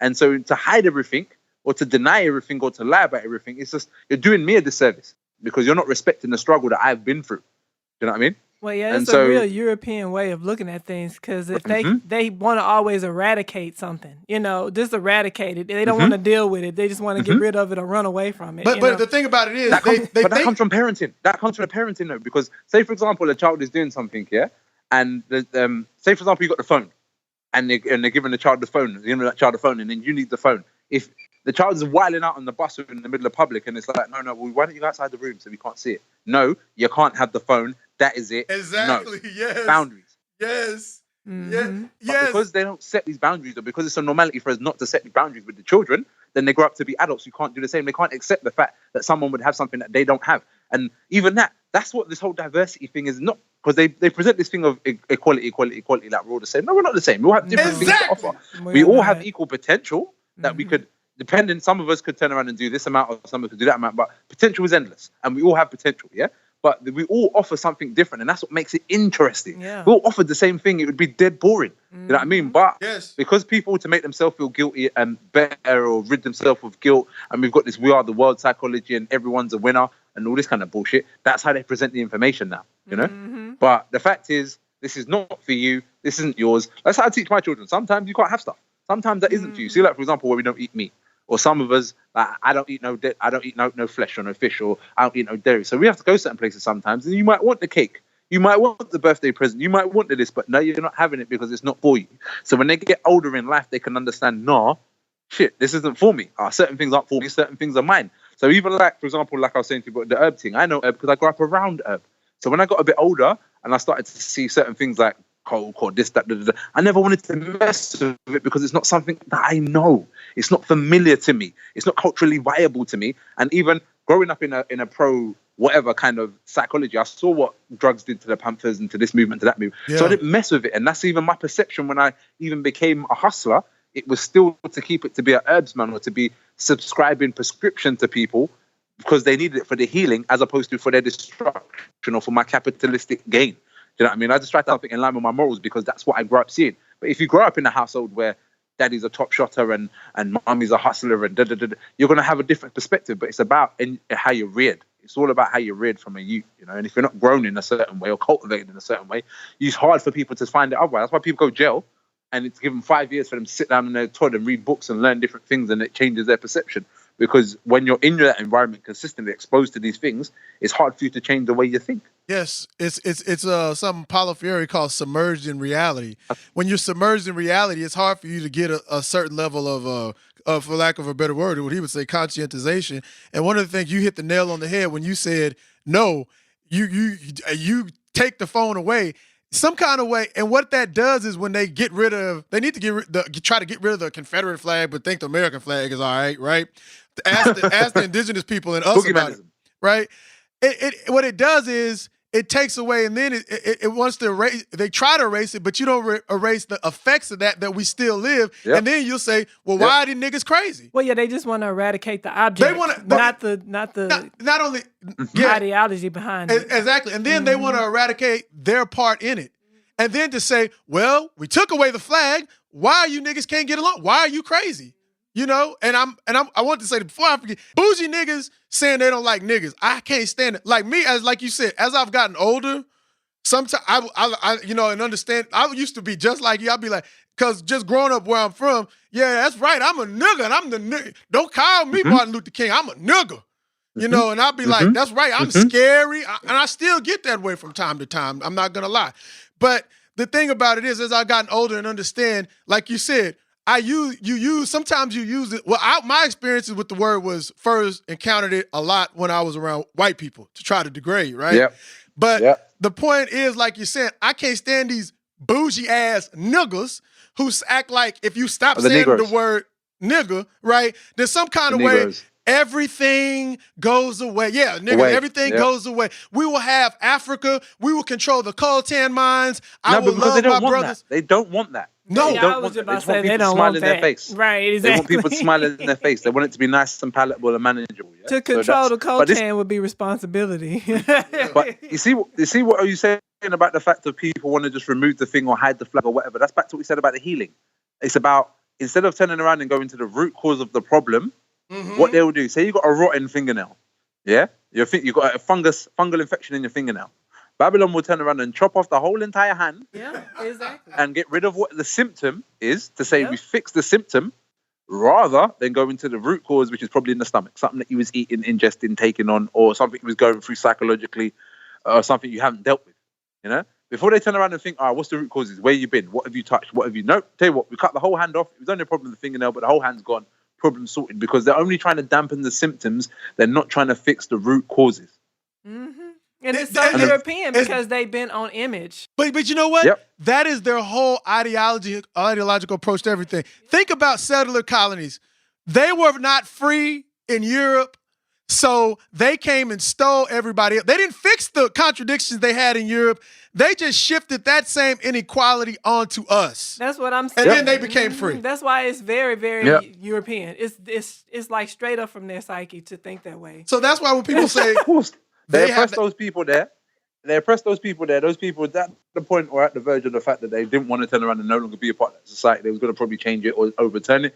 Stick them on a boat, ship them off to America, ship them off to Australia, let them be someone else's problem. Pass the buck. Exactly. You know? Exactly. Pass the buck, and then they can live like kings because they usurp the indigenous land. They steal Africans, scramble our fucking brains up and stuff like that. Even that, it might not have even been the original plan. The original plan was to get rid of the troublemakers. Then the troublemakers get there and report back, and it's like, opportunists. Yeah, a lot of it is not a master plan. It's a bunch of accidents that have happened. It's like, dude, where's my car? That's Well, even yeah, the reason why people- that sense they- of humor is so, because it is, actually, great.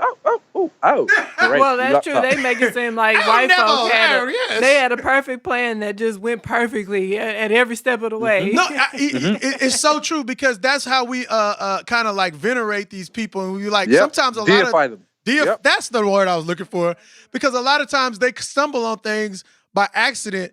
The only reason I say the British stepped into it is kind of like what you said earlier in the conversation. They have already seen the Portuguese lose everything. Yep. The Portuguese was the first one to start the trade. How is Portugal seen as a third-rate power? Hell, somebody said they from Portuguese. They said, what is that, a new type of Mexican?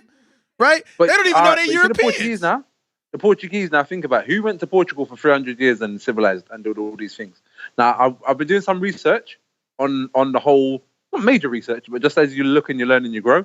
And I think a lot of that was, you see, the secret societies and whatever was the Moors, man. Enough of these Moors, they were at top levels of society. So they've gone over there, civilized certain things, but they wanted to set up this new world order. They wanted to set up this new high society thing. And so instead of trying to turn around and take over whatever was already going on there, because all man like Columbus, he got his map to get to the new world from the Moors. One of the man that was one of his boat guys was a Moor. One of his navigators was a Moor.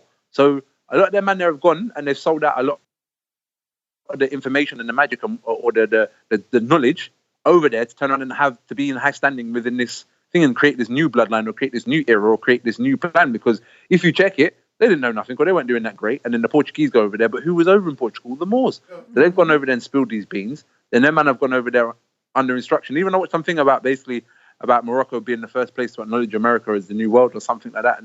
And some speech that Hillary Clinton made or something. I know I'm going a bit conspiracy theory a bit with it, but this is the information I take on and I added the information I already have. But if you're checking it, these men have then gone on. And if you check, whenever you see these pictures of these antiquity, whether it be Queen of this or Isabella or that one or whatever, they've always got a black face in the background of the picture. Yeah. And that black face always has some kind of hat on or some kind of head wrap or some kind of something like that. Now, slaves don't wear hats, head wraps, turbans, none of that stuff because they don't have no religious freedoms. It's the Moors. So where there was these members in high society, they were bringing in them man there to be like their apprentices. And I don't know whether it's gone wrong. And also, I read the next thing is they're saying a lot of the slavery thing was because of the Moors and they had a passion for white women. And I was watching one film with Sidney Poitier and he plays some whatever in the other white thing. And I'm seeing a lot of these films because I was doing some more research or whatever. And if you check Morocco, you check Egypt, you check all these places, the whole population is mixed race. It's curly haired, light skinned people. Well, you got to also understand something about the Moors that I know we toot the Moors, but let me bring it to a contemporary term so people can understand about the Moors. Were the vast majority of the Moors African? Yeah, a lot of them were African. A lot of them come from that knowledge. But you got to look at the Moors similar to Africans in the United States, Britain, or wherever. You have this strong bourgeois. Yeah, you have this strong African presence in there. They drive all their culture and all their ingenuity, a lot of their ingenuity in America from us, right? And so if we were to go over to say somewhere else, right, they would say it was the Americans, right? It was the Americans, but knowing there was Africans doing it. Now the Moors were, by the time Moors were on the rise, that was after all the caliphs and shit had destroyed ancient Egypt, Greece, Rome had ran through there and pillaged Egypt. So we were already, these were captured African who were Islamicized, but they were still Africans. You see, we still Africans, so we still brought our knowledge. We bring our knowledge to the university where we think we don't have it, right? So, yeah, just like niggas today, well, just like niggas, exactly, just like niggas today got a love for white women, right? Them niggas had a love for the white women because they was already into that Islamicized society. These weren't indigenous Africans. So I hold up the Moors because, yeah, they was some niggas and stuff like that, but they weren't the true ever-loving essence of our true self. We was kind of confused as more. It's similar to how we confuse as African Americans. That don't mean it ain't no Africans over here. It's just we culturally misoriented. They were the bad and bougie ones, yeah? There you go. You see, they were kind of culturally because I heard about the white woman thing, but that's because they was rolling around with them others. You know what I'm saying? And they had been they forgot. I saw on a set and they were saying Muhammad, and they was and some of them. You know, I read. You know, they believed in the Brotherhood of Islam and all that, and it didn't go the other way. You see, I done read about slavery in the Arab world and how they did us and the harems of African women, and to this day in Mauritania, how they do it, and how North Africa and how the Arabs invaded and attacked the Berbers. You know what I'm saying? The people, they was black, they were African people. Now they show Berbers as white folk on Wikipedia. Yeah. And they weren't that at all. They weren't white. I've been to Morocco and I've met the Berbers. Do you know what I mean? Like, yeah. Oh yeah, that's right. They were light skinned as a mofo. but they still claim, obviously a lot of it's to do with business, but when you sit down and reason enough of them, they still know who they are because they're hailing man up as their cousin or as their, you my like, especially where man's turban, beard, slim face, etc. They hail man in a certain way, so it's not that they don't know. I don't think they don't know. Mm-hmm. You know, Mm-hmm. it's just all in context and depends who you're talking to. You know, that is so true, exactly right, because I would have to say this, Zari and myself are definitely not representative of the type of African thought that you'll get if you come to Texas. That's just the fact of the matter. If it is, a lot of people aren't interested in how the world works. And I think that's the key problem, because if we know how the world works, if we care, because a lot of people know and they just don't give a shit. And we have to understand that. A lot of people don't give a shit. You know what I'm saying? And that's just real. We need to stop saying, oh, they don't know. That's liberalism. Oh, if only they knew, if he just had this. Now, that nigga don't know because the nigga don't want to know. Exactly. How many people you don't run into, they be like, nah, brother, if I knew that, brother, I would be at that meeting on time. Nigga, you don't know nothing. Anyway. A million man marching to Zion, there's no denying. The conquering lion, blink twice and I capsize on the black ice. That's why I baptize in the name of the black Christ. A million man marching to Zion, there's no denying. The conquering lion, blink twice and I capsize on the black ice. That's why I have to baptize in the name of the black Christ. The isle of righteousness, born on wickedness, deal with no less than utter holiness. Higher than ever, rest in a realm of silence. Pinnacle 9 levels, science, glory, whole of science, bring forth everything, Selassie, real self-reliance. So I just want to sing more eyes is to my king, the holy I read within, and that relieving all the stresses of the times. A million man marching to Zion, there's no denying.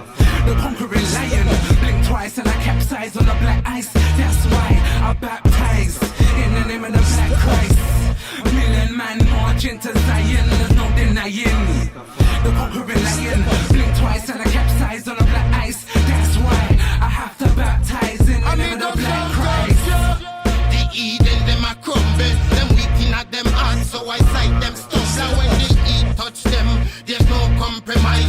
The devil get the feet, the wicked stumble and fall. Just say he still get to you and you will overcome all. From oppression and equality, you know come and show some kind of King Selassie, the first that give it eyes is over all. But here where them must say no, them not gonna make we fall.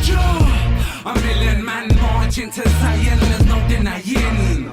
The conquering lion, blink twice and I capsize on the black ice. That's why I baptize in the name of the black Christ.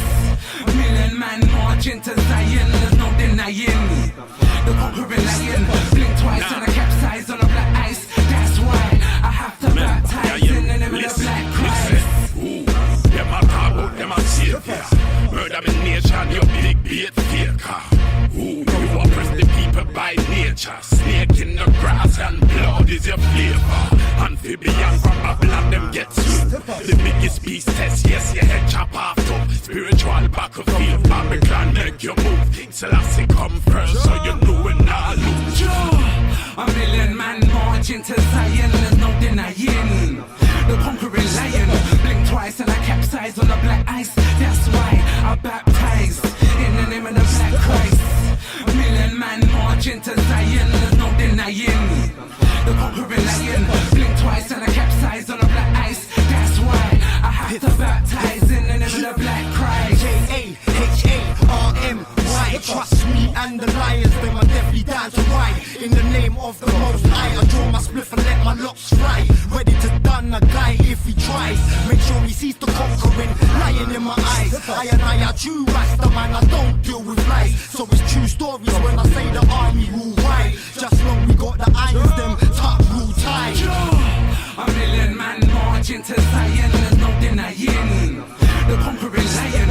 Blink twice and I capsize on the black ice. That's why I baptize in the name of the Black Christ. A million man march into Zion, there's no denying. The conquering lion. Blink twice and I capsize on the black ice. That's why I have to baptize in the name of the Black Christ. All right, everybody, this is where we have to leave it for now, but don't fret. If you want to finish listening to this episode, a Sakhu Sheti with Raggo Zulu Rebel in its entirety, all you have to do is go to our store. There you will have access not only to this particular interview, but to all of C101's unabridged interviews, musical commentaries, and merchandise. And most importantly, you will be supporting 100% independent media. And we promise you that just with all of our unabridged interviews, the podcast was just the tip of the iceberg. We touch on so much more, so you definitely want to get the unabridged interview of Sakhu Sheti with Raggo Zulu Rebel, where in addition to what you just heard, we discuss the distortion of African culture in the mainstream, individuality versus individualism, the fallacies of inclusion and equality, and much, much more. So we know you want to finish listening to a Sakhu Sheti with Raggo Zulu Rebel. Link to this unabridged interview is in our show notes. So pick that up now. Now, this episode has featured sounds from Chairman Mav from his album, Ginger. The tracks were Imposter, Pear Tree, Be So Much, and Friday Night Soul, respectively. And Raggo Zulu Rebel from his albums, Selassie I Son, 2007, The Return of Jah Messenger, and Jah Messenger. The tracks were Dreadlocks Man, featuring Spliff, Range, and Jah Miracle, Deeper, Old School, featuring Sicko, Sky Larkin, and Ras Tafari, featuring Jah Miracle, Ras Greg, and Spliffy. We want to thank Raggo Zulu Rebel for taking his time to dialogue with us. And for more on Raggo Zulu Rebel, because let me tell you something, since we did this recording with Raggo, he has come through with a plethora of more content adding to it. And, you know, if you want to keep up with him, you know, you have to go to his social media as well as his websites. And this brother is busy. He has a lot of material. And so we're going to go ahead and give you his social media and affiliated websites. Twitter, Instagram, Facebook, it's all at Raggo Zulu Rebel. Okay, he has an additional Instagram page called at Raggo Zulu Rebel Promo. His website is www.raggozulurebel.com. You know, he's on Bandcamp. You know how to do that, right, guys? Just search Raggo Zulu Rebel. And his SoundCloud, do the same thing, search Raggo Zulu Rebel. Links for music featured in this episode are available in our show notes. Also, the links for Chancellor Williams' book, we mentioned, we're going to link to that too. And links for social media and affiliated websites for Raggo are also available in our show notes, as always. Don't forget, when you visit us at conscientization101.com or c101magazine.com, sign up to our mailing list for exclusive information and downloads. Hit up our store and support 100% independent media. Also, don't forget, check us out on Twitter at Conscient1, that's CONSCIEN1, on Facebook at Conscientization101, and Instagram at C101 Editors. Yeah, like I said, we're trying to make updates to the sites, and we're just, you know, hey, if you guys know of any reliable website person that's real reliable, just drop us a line. We work to, hey, we'll listen to, check it out, whatever, because, you know what I'm saying, we ended trying to build with each other. You know what I'm saying? Ain't nobody trying up here to say, oh, I'm the leader of this and all this. Nah, we ain't trying to do that. We trying to, look, you got to read these books, though, because you want to have praxis, man. You want your decisions informed with real theory. And also, guess what? As you do practice, right, the theory might change as well. You know what I'm saying? Because you know how people say, oh, all you have to do is this. Then when they get their ass out there and just try to do what they just said, they say, ooh, this shit a little bit harder than what I thought it was, right? So, yeah, man, you know, hey, man, we all working together trying to get out of this shit, man. Yep.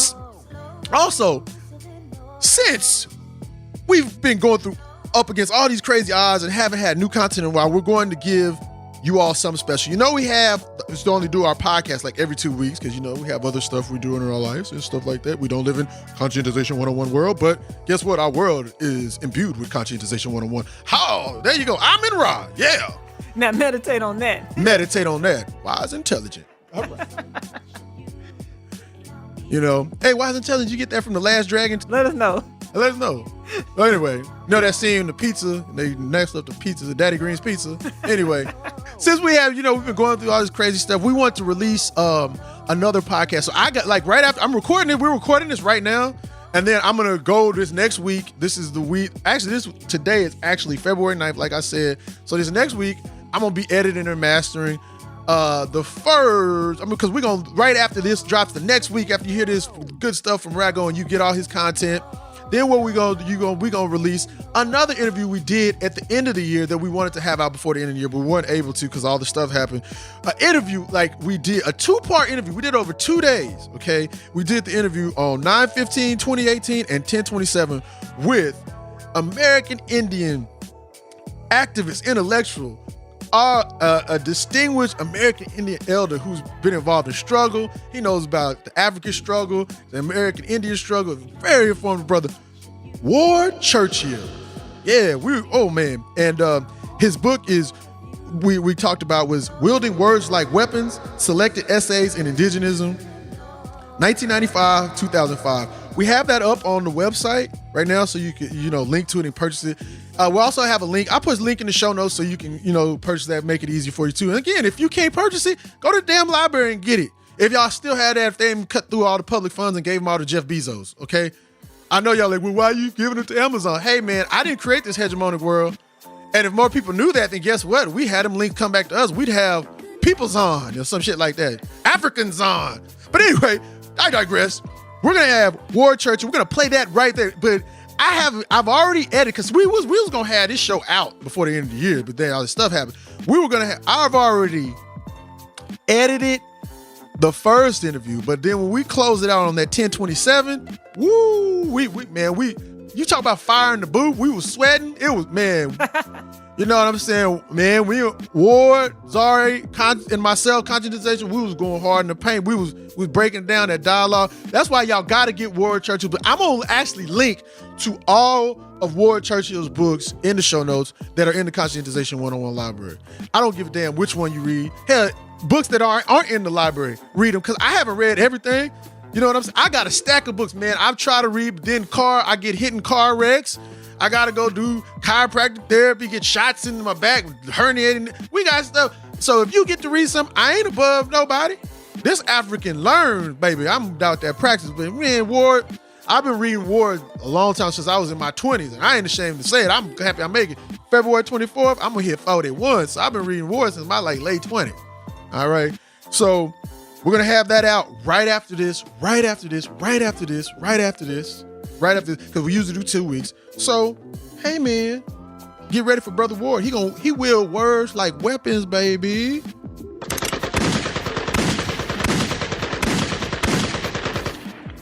Also, check out all the additions to the library we made this week. We're gonna have some more that next week.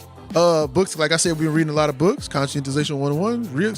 You know, sometimes when stuff happens, that's the best time to sit up, read a book. You know what I'm saying? You know, understand what's going on. It helps out, because y'all watch all this binge stuff. All that binging ain't good for you, okay? So ain't. That's why you can die when you bulimic. There you go. Because books can help you get through it, informs your action, and that's practice, baby. You know, get that book, then try to practice it, build with other people, build with like-minded people. Anyway, guys, 50th episode, we off the chain. We ain't been here in a while. We're glad to be back. Thank you very much. We'll see you next time with Ward Churchill. Raggo, thank you very much, my brother. Peace. Peace.